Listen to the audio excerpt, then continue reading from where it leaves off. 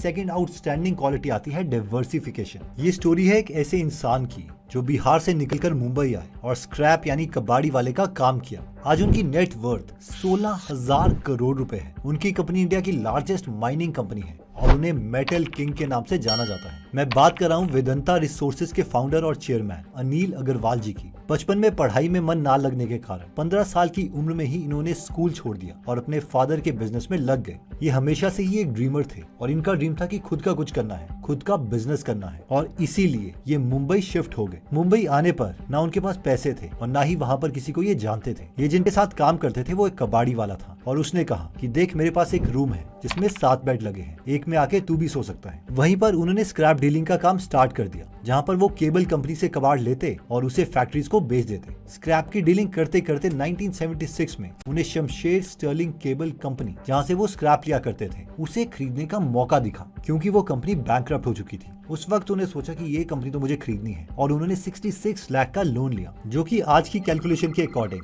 10.2 करोड़ बनता है। अनिल अग्रवाल जी अपने ट्वीट में बता रहे हैं कि जब उन्होंने इस कंपनी को खरीदने के लिए लोन लिया तो अगले 10 साल उनके सबसे टफ थे, जिसमें उन्हें बहुत से स्ट्रेस और डिप्रेशन से गुजरना पड़ा। 10 साल इस बिजनेस में काम करने के बाद 1986 में उन्होंने स्टरलाइट इंडस्ट्रीज को खरीद लिया, जो कि आगे चल के वेदांता रिसोर्सेज बन गई। इन्होंने यहीं से कॉपर की स्मेल्टिंग और रिफाइनिंग का बिजनेस स्टार्ट किया। एग्जैक्टली इसी तरीके से 2001 में हिंदुस्तान जिंक लिमिटेड और भारत एल्यूमिनियम कंपनी लिमिटेड में इन्होंने मेजॉरिटी शेयर्स ले ली, जिससे इनका बिजनेस और ज्यादा डाइवर्सिफाई हो गया। लेकिन इसके बाद भी ये नहीं रुके। 2007 में सेसागोआ नाम की आयरन ओर प्रोड्यूसर को भी इन्होंने एक्वायर किया और साथ ही में oil and gas company Cairn India को 2011 में एक्वायर किया। और इनकी एल्यूमिनियम, जिंक, कॉपर के माइन सिर्फ इंडिया में नहीं बल्कि साउथ अफ्रीका, ऑस्ट्रेलिया और जाम्बिया जैसी कंट्रीज में भी है। देखिए, बिहार से आया हुआ एक लड़का जो कबाड़ बेच रहा था, आज उसकी कंपनी की नेट वर्थ 83,000 करोड़ रुपीज है। और ये कंपनी है भी उस इंडस्ट्री में जहां पर गवर्नमेंट की रूल्स एंड रेगुलेशन इतनी ज्यादा है